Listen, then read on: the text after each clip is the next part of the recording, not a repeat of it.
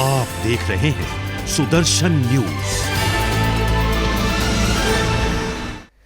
नमस्कार, आप देख रहे हैं सुदर्शन न्यूज और आपके साथ मैं हूं दीपक कुमार। उत्तर प्रदेश में होने वाले विधानसभा चुनाव से पहले भारतीय जनता पार्टी, समाजवादी पार्टी के एक के बाद एक झटके लग रहे हैं। कल ही यादव परिवार की बहू अपर्णा यादव ने भारतीय जनता पार्टी को ज्वाइन किया। एक बार फिर अब मुलायम सिंह यादव के साड़ू प्रमोद गुप्ता ने भी भारतीय जनता पार्टी को ज्वाइन कर लिया है। इस मौके पर बीजेपी के वरिष्ठ नेता पूर्व प्रदेश अध्यक्ष लक्ष्मीकांत वाजपेयी ने सुदर्शन न्यूज से खास बातचीत करते हुए अखिलेश यादव के ऊपर तंज कसा और कहा कि अखिलेश यादव के सपने मुंगेरी लाल के हसीन सपने हैं। 10 मार्च को जनता बता देगी परिणाम क्या होगा। इस वक्त हमारे साथ बीजेपी के बड़े नेता लक्ष्मीकांत वाजपेयी हैं, जो पूर्व प्रदेश अध्यक्ष भी रहे हैं। आप पश्चिम से आते हैं। सबसे पहला सवाल है, अखिलेश यादव कह रहे हैं कि पश्चिम से तो बीजेपी पूरी तरह साफ हो रही है। मैं माननीय श्री अखिलेश यादव जी को मुंगेरी लाल के हसीन सपने देखने और वहम पालने से रोक नहीं सकता। पढ़े लिखे को फारसी क्या, हाथ कंगन को आरसी क्या। कई दिन बचे हैं। 10 मार्च को चुनाव का परिणाम बताएगा कि हमारा दावा ठीक है या माननीय अखिलेश यादव जी का दावा ठीक है। देखिए, आपको ब्राह्मण चेहरे के रूप में देखा जाता है। बीजेपी के एक बड़े चेहरे हैं और कहीं ना कहीं अखिलेश यादव लगातार परशुराम की मूर्ति का उद्घाटन कर रहे हैं, फरसा लगवा रहे हैं और ब्राह्मणों को एकजुट करने की कोशिश उनकी पार्टी लगातार कर रही है। क्या उसका कुछ असर होगा समाजवादी पार्टी? उनके द्वारा लगाया गया फरसा भगवान परशुराम ने स्वीकार नहीं किया, फरसा गिर गया है। इससे बड़ा उदाहरण सांकेतिक वो मिल नहीं सकता। दूसरी बात यह है, अरे भगवान परशुराम की मूर्ति मत लगाओ, हिंदुत्व की बात करो, मानवता की बात करो, पूरे समाज को एक होकर लेकर चलने की बात करो, जैसे हमारे प्रधानमंत्री नरेंद्र मोदी जी कर रहे हैं। सबका साथ, सबका विकास और सबका विश्वास। एक बात और पूछना चाहता हूँ समाजवादी पार्टी से कि ये जब अल्पसंख्यक समाज का सम्मेलन करते हैं तो अल्पसंख्यक का करते हैं, शेख, सैयद, मुगल और पठान का सम्मेलन नहीं करते। और जब हिंदुओं की तरफ आते हैं तो ब्राह्मण, जाट, ठाकुर, बनिया, हरिजन, गिरिजन की बात करते हैं। यानी हिंदुओं को बांटो, मुसलमानों को एक रखो और अपने चुनाव की वैतरणी को पार कर जाओ। अब ये प्रयास उनका सफल होने वाला नहीं है। लेकिन आज समाजवादी पार्टी कह रही है हम सबको साथ लेकर चलेंगे, जब हमारी सरकार आएगी तो पुरानी पेंशन बहाल कर देंगे। इस पर आप क्या कहना चाहेंगे? पेंशन का एक विषय सैद्धांतिक है, उस पर निर्णय सरकारें करती हैं। एज राजनीतिक दल मेरा इस पर ना तो विरोध है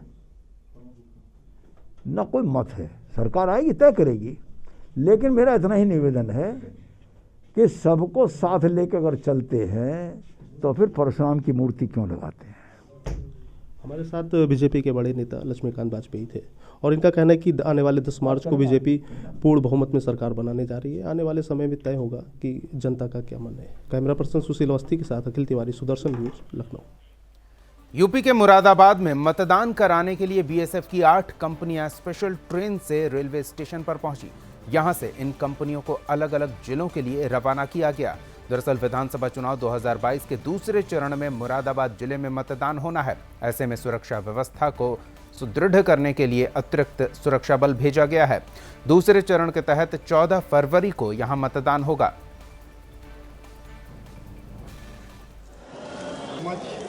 आज मुरादाबाद जंक्शन पर आगामी चुनाव के संबंध में जो पैरामिलिट्री फोर्स का डिप्लॉयमेंट माननीय चुनाव आयोग द्वारा किया जाता है, उसी के संबंध में ये प्री डिप्लॉयमेंट जो एरिया डोमिनेशन और अन्य वजहों से होता है, इसमें हमारे जनपद के अलावा 6 अन्य जनपद जो आसपास के जनपद हैं, जिसमें बिजनौर, रामपुर और बरेली, कासगंज, संभल, इन सभी जनपदों के लिए बीएसएफ की कंपनियां एक स्पेशल ट्रेन है जिसके माध्यम से हमारे जनपद में ये बोर्ड कर रही हैं।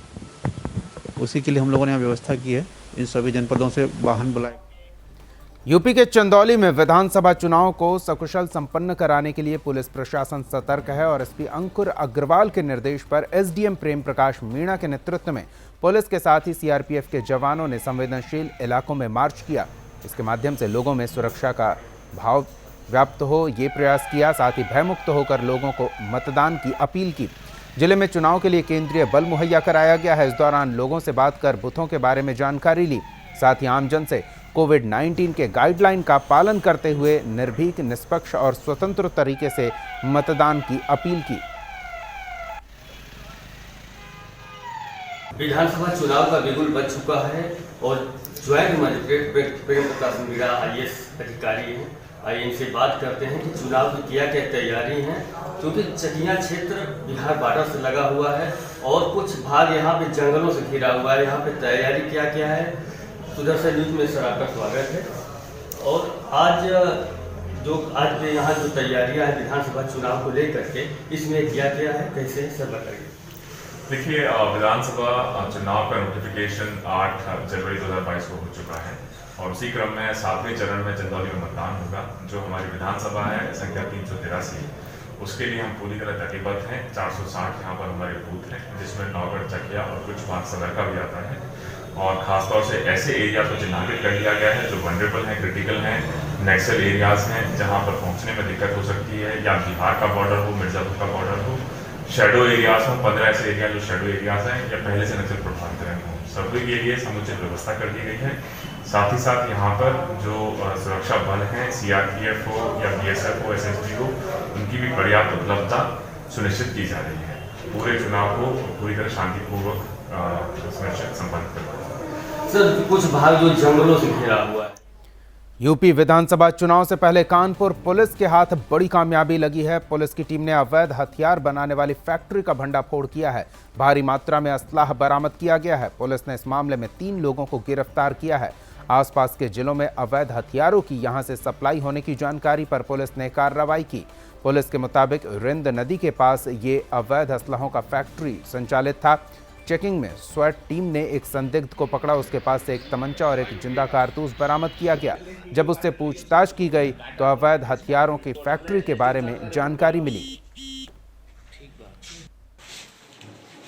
थाना बिजनूर के अंतर्गत जनपद कानपुर आउटर में कल रात्रि 8 बजे 3 अभियुक्तों को गिरफ्तार किया गया है, जिनके निशादेही पर एक तमंचा फैक्ट्री बरामद हुई है और उस गडरियनपुरवा घाटनपुर क्षेत्र में जो स्थान पड़ता है उस स्थान से इसमें तीनों अभियुक्तों के कब्जे से 23 तमंचे और 1 अदद अद्धी 12 बोर और 3 जो अर्धनिर्मित असलाह हैं वो भी बरामद हुए हैं। उत्तर प्रदेश के चित्रकूट में एक युवक का शव खेत में पड़ा मिला। वहीं मृतक के परिजनों ने हत्या की आशंका जताई है। पुलिस का कहना है कि पोस्टमार्टम रिपोर्ट के आधार पर आगे की कार्रवाई की जाएगी। सिकरौ गांव का ये युवक दुकान सामान लेने के लिए निकला था। इसके बाद वो रात में नहीं लौटा। देर रात परिजनों ने आसपास उसकी छानबीन की पर कुछ पता नहीं चला। अगले दिन उसका शव खेत में पड़ा मिला। घटना खत्म हो गए। कल से लापता थे, शाम से 3 बजे से पता नहीं था। अभी सुबह ढूंढने सगले निकले थे, कहीं नहीं पता चला। फिर एक आदमी पास ही आया तो वो बताया कि यहाँ लाश पड़ी। तब घर से सब लोग भागे। यूपी के ललितपुर में ऑनलाइन साइबर ठगी के मामले आए दिन सामने आ रहे हैं। बीते महीनों में महिला पुलिसकर्मी और लेखपाल समेत 13 लोगों ने साइबर ठगों के शिकार बने हैं और इस मामले में साइबर क्राइम टीम को बड़ी कामयाबी मिली है। साइबर टीम ने पीड़ित लोगों के अकाउंट से उनके 10,65,000 रुपए वापस कराए। इस मामले में पुलिस अधीक्षक निखिल पाठक ने बताया कि वर्तमान में बढ़ते साइबर अपराध को रोकने और आम जनता को इससे राहत दिलाने के उद्देश्य से साइबर क्राइम टीम द्वारा सार्थक प्रयास किया गया है। बीते दिनों में 13 पीड़ितों की शिकायत आई थी और फर्जी तरीके से रुपए उड़ा लिए गए थे। खास बात यह है कि सभी लोगों ने ऐसे साइबर ठगों को अपने अकाउंट और मोबाइल पर आया OTP बता दिया था। पुलिस कार्रवाई में जुटी है।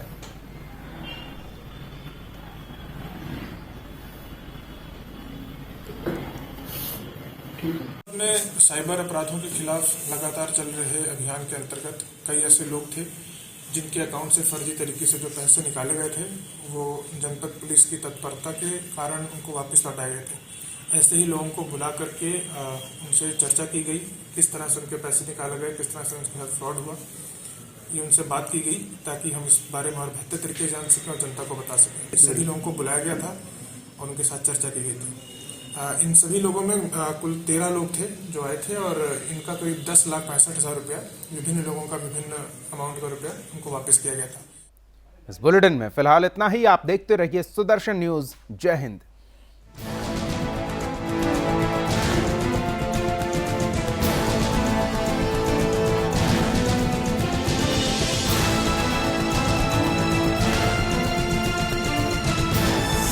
आप देख रहे हैं सुदर्शन न्यूज।